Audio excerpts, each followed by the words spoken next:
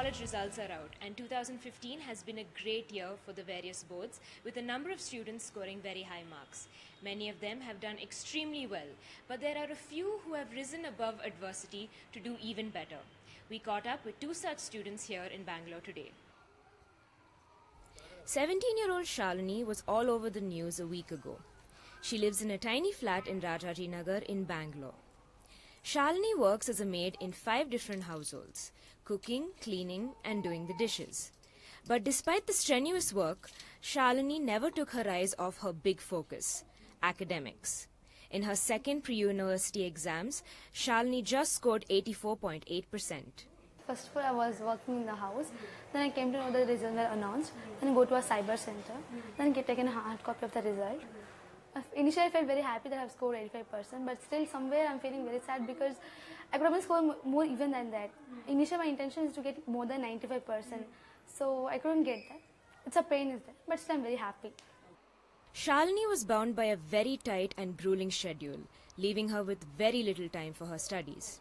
She could not attend tuitions or coaching classes like most students her age.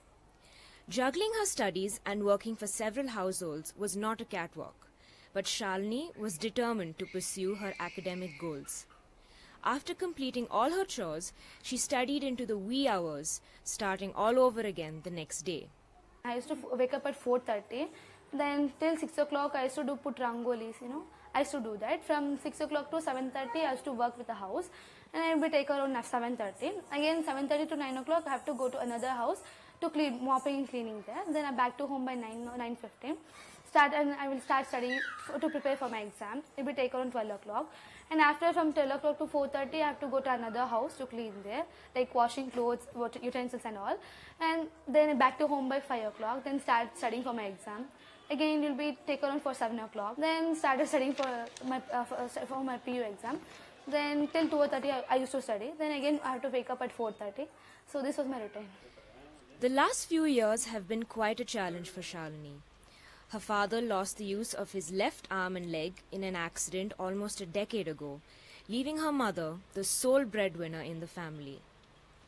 Things took a turn for the worse when Shalini's brother was diagnosed with cancer just before her exams.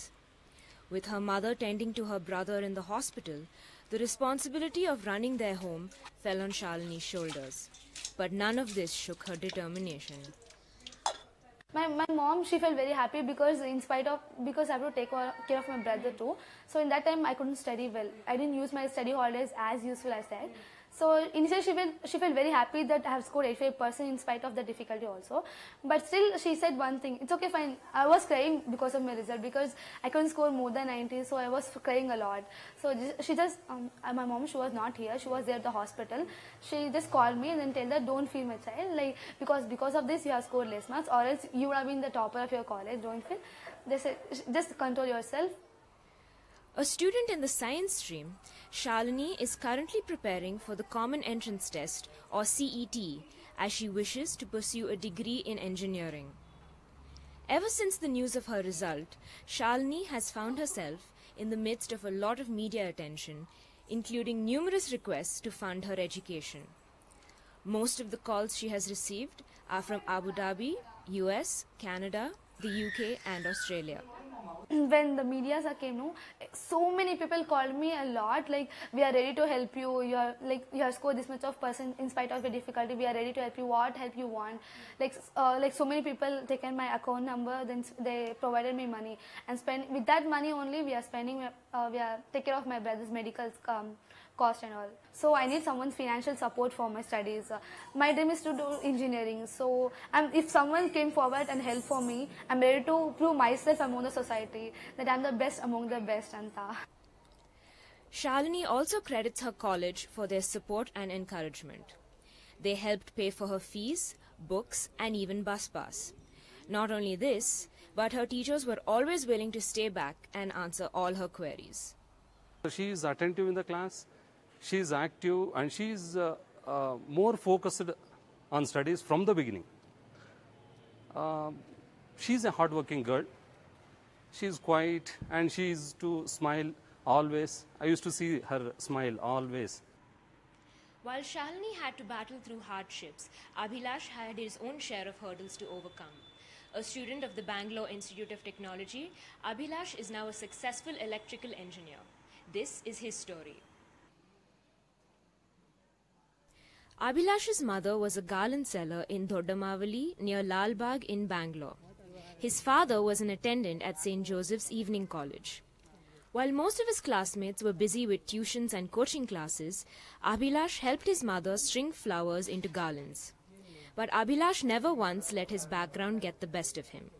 With humble confidence, he told us about topping his stream at the Bangalore Institute of Technology and being honored with 7 gold medals.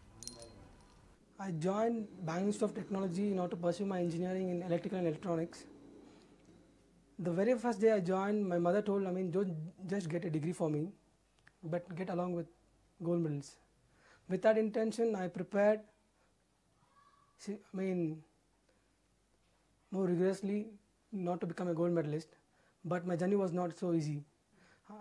First of all, I was from a financially weak background, but that was not a difficulty for me, but rather I took it up as a challenge. But life was not always so rosy for Abhilash.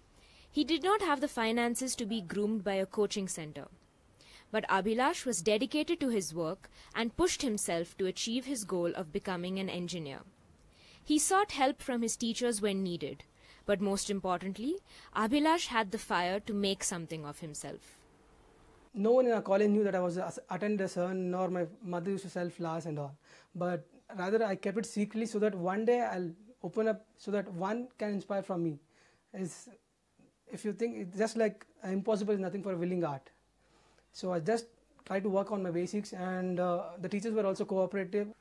Fate was not so kind to Abhilash.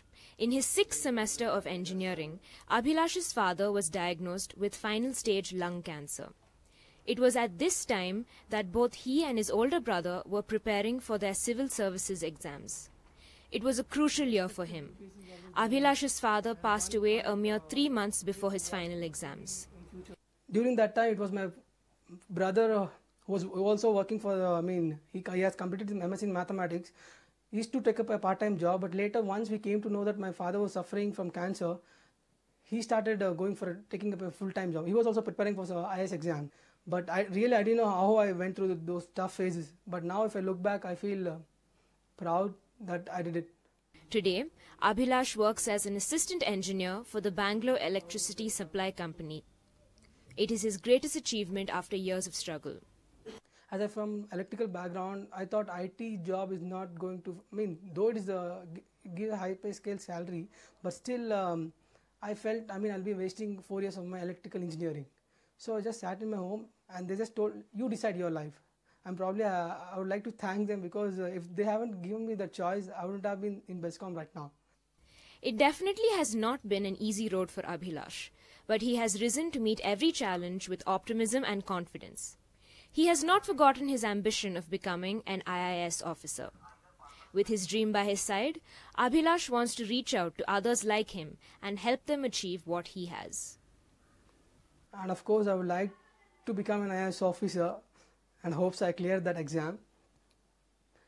And I would like to work for the country, for the poor people, because like me, there are thousands of people. So I would like to help them and see that what and all I could do it from the government from part of government side.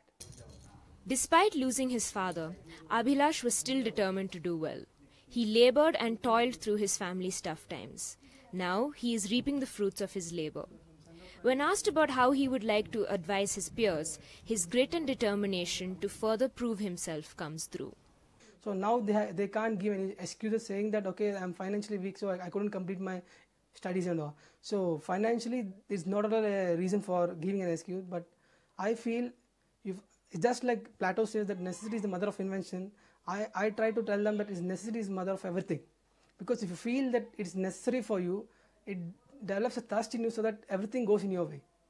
So just try to think it's only your goal. You have to achieve it no matter what will happen. Stories like Shalini's and Abhilash's are an inspiration to many. On the other side, my colleague Simar speaks to Tapas Bharadwaj, a visually impaired boy who topped his school in Delhi. Stay tuned.